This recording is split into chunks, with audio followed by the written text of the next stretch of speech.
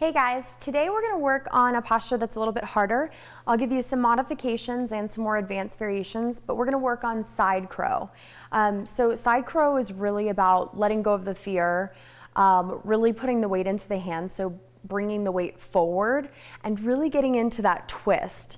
So I'll really break it down for you. So we're going to start, so feet together, knees towards one another. So I'm on my right side. I'm going to take my left hand out in front of this right knee, and I'm going to bring my right elbow in towards my right hip. So this is one of the easier variations and ways of doing it. You're going to really plant those palms into the mat. Start to put that right hip into the right elbow. You want to make a shelf, so you're going to bend the elbows and bring the weight forward. So I sometimes kick my right leg out, so I make some space. So now my weight is already in my hands and I've got my shelf. Then I bring the knees together and here I am flying and finding that space. So that's option one.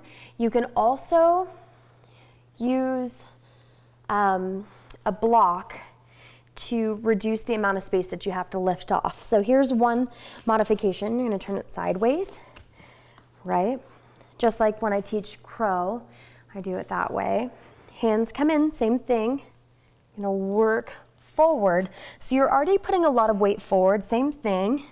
And then you're already really putting a lot of weight into the hands, and then you can kind of take that toe and lift off and find some flight there. You're only a couple inches off the ground, so really try to let go of that fear. Again, if you are a little bit nervous or scared about that, you can put the crown of the head into the wall. And that way, if you fall, you're pressing into the wall, you don't have anywhere to go. It's great. Another option is going to make this harder. So it's called floating. So you're on just one arm. So the hip doesn't have any weight bearing on it. I'll show you.